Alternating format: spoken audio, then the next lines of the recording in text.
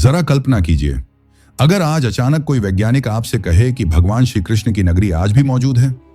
वो कहानी नहीं है, वो प्रतीक नहीं है, वो आस्था का भ्रम नहीं है, वो एक डूबी हुई सभ्यता है जिसे भारत सरकार, भारतीय नौसेना और वैज्ञानिकों ने अपनी आंखों से देखा है। अगर मैं आपसे कहूं कि समुद्र की गहराइयों में आज भी खड़े हैं पत्थर के स्तंभ, नगर की दीवारें, बंदरगाह, जल निकासी प्रणाली और ऐसे प्रमाण जो 9000 साल पुराने हैं, तो क्या आप मानेंगे?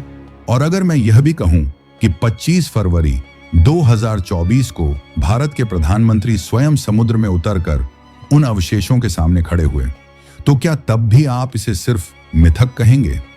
सदियों से हमें बताया गया कि महाभारत एक कहानी है, श्री कृष्ण एक कल्पना है, द्वारका एक प्रतीक है। लेकिन क्या हो अगर विज्ञान खुद आस्था के दरवाजे पर दस्तक दे रहा हो? क्या हो अगर वो नगर जिसे ग्रंथों में स्वर्ण नगरी कहा गया, वास्तव में समुद्र से निकली जमीन पर बसाया गया था और समय के साथ समुद्र ने उसे वापस निगल लिया? क्या हो अगर एक श्राप, एक प्राकृतिक आपदा और समय का चक्र, तीनों एक ही सत्य की ओर इशारा कर रहे हों? आज की यह डॉक्यूमेंट्री आपको सिर्फ एक कहानी नहीं सुनाएगी, यह आपको इतिहास, विज्ञान और रहस्य के उस चौराहे पर ले जाएगी जहां सवाल सिर्फ यह नहीं है कि द्वारका डूबी कैसे, बल्कि यह है कि क्या हम अब भी सच को स्वीकार करने के लिए तैयार हैं। अगर आपका जवाब हाँ है तो इस वीडियो को लाइक कर दीजिए और हमारे चैनल को सब्सक्राइब कर लीजिए, क्योंकि जो आगे आने वाला है वो सिर्फ जानकारी नहीं, आपकी सोच बदलने वाला है।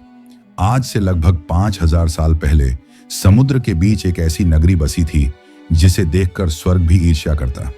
यह कोई साधारण नगर नहीं था। कहा जाता है कि वहां 9 लाख से अधिक महल थे, जिनकी दीवारें सोने की, फर्श चांदी के और सजावट हीरे मणियों से की गई थी। यह नगरी इतनी सुव्यवस्थित थी कि आज के आधुनिक महानगर भी इसके सामने अव्यवस्थित प्रतीत होते हैं। चौड़ी सड़कें, सुनियोजित बंदरगाह, जल निकासी और व्यापार की ऐसी व्यवस्था जो अपने समय से हजारों वर्ष आगे थी। इस नगर का नाम था द्वारका। ग्रंथों में वर्णन है कि जब मथुरा में कंस का आतंक बढ़ गया और बार बार के आक्रमणों से प्रजा भयभीत हो उठी, तब श्री कृष्ण ने एक नया नगर बसाने का निर्णय लिया। समुद्र के तट पर खड़े होकर उन्होंने वरुण देव से प्रार्थना की और समुद्र से भूमि प्राप्त की। इसके बाद विश्वकर्मा द्वारा निर्मित यह नगर केवल वैभव का नहीं, बल्कि सुरक्षा, व्यापार और आत्मनिर्भरता का प्रतीक बना। द्वारों से सुसज्जित होने के कारण इसे द्वारका कहा गया। लेकिन जहां निर्माण होता है वहां विनाश भी जन्म लेता है। महाभारत का युद्ध समाप्त हो चुका था। यदुवंश अपने वैभव और शक्ति के शिखर पर था, लेकिन उसी के साथ अहंकार, मदिरा और मर्यादाहीनता भी बढ़ रही थी। गांधारी का श्राप और अर्षियों का क्रोध समय की घड़ी को आगे बढ़ा चुके थे। प्रभास क्षेत्र में घटित घटना ने यदुवंश को स्वयं अपने ही हाथों नष्ट कर दिया। और जब श्री कृष्ण ने इस लोक का त्याग किया, उसी क्षण वह नगर जो कभी स्वर्णिम था, समुद्र की लहरों में समा गया। सदियों तक द्वारका केवल ग्रंथों में जीवित रही। विद्वानों ने इसे प्रतीक कहा, कल्पना कहा, कथा कहा, लेकिन 20वीं शताब्दी में कुछ ऐसा हुआ जिसने इतिहास की नींव हिला दी। गुजरात के तट के पास मछुआरों और गोताखोरों ने समुद्र के भीतर असामान्य पत्थर संरचनाएं देखी। सीधी रेखाएं, विशाल शिलाखंड, ऐसे आकार जो प्रकृति नहीं बना सकती। यहीं से एक खोज की शुरुआत हुई। भारतीय पुरातत्व सर्वेक्षण के वरिष्ठ अधिकारी SR राव ने इन संकेतों को गंभीरता से लिया। सीमित संसाधनों, कम फंडिंग और आलोचनाओं के बावजूद उन्होंने समुद्र के भीतर खोज आरंभ की।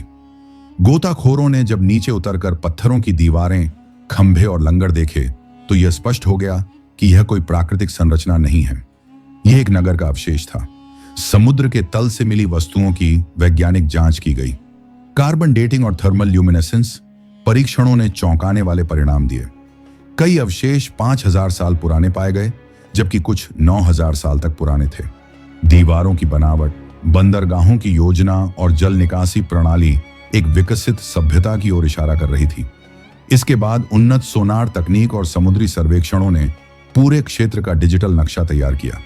जैसे जैसे समुद्र का स्तर बढ़ा, नगर धीरे धीरे भीतर की ओर खिसकता गया। यह अचानक विनाश नहीं था, बल्कि एक क्रमिक डूबाव था। वही बात जो ग्रंथों में संकेतों के रूप में दर्ज थी, अब विज्ञान उसे माप रहा था। 21वीं सदी में यह खोज और गहरी हुई। अंतरराष्ट्रीय प्रयोगशालाओं से मिले परिणामों ने यह सिद्ध किया कि यह सभ्यता हड़प्पा काल से भी पहले की हो सकती है। यह केवल एक नगर नहीं था, बल्कि एक पूरी समुद्री संस्कृति थी। व्यापार, नौवहन और शहरी योजना में यह अपने समय से बहुत आगे थी। और फिर आया वर्ष 2024, जब भारत के प्रधानमंत्री स्वयं उस स्थान पर पहुंचे जहां कभी द्वारका खड़ी थी। समुद्र में उतरकर अवशेषों के सामने मोरपंख अर्पित करना केवल एक धार्मिक क्षण नहीं था, बल्कि इतिहास और वर्तमान का साक्षात्कार था। यह संकेत था कि जिसे कभी मिथ कहा गया वह अब प्रमाण के साथ सामने खड़ा है। आज द्वारका दो रूपों में जीवित है, एक भूमि पर बसे मंदिरों में जहां श्रद्धा बहती है, और दूसरा समुद्र की गहराइयों में जहां पत्थर चुपचाप इतिहास सुनाते हैं। यह कहानी केवल एक नगर की नहीं है, यह उस सत्य की है जो समय में दब सकता है लेकिन मिट नहीं सकता।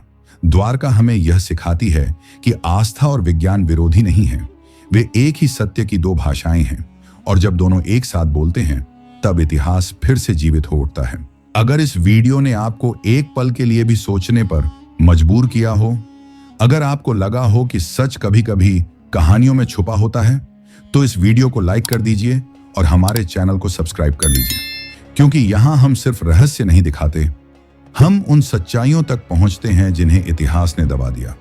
और इस वीडियो को उन लोगों के साथ शेयर जरूर कीजिए जिन्हें लगता है कि द्वारका सिर्फ एक कहानी है। और अगर आप मानते हैं कि द्वारका एक जीवित सत्य है, तो कमेंट में जरूर लिखिए जय द्वारकाधीश, क्योंकि कुछ सच्चाइयां छुपती नहीं, वो फैलती हैं। और जाते जाते एक सवाल छोड़कर जा रहे हैं, क्या सच वाकई खत्म हो जाता है या बस इंतजार करता है दोबारा खोजे जाने का? राधे राधे।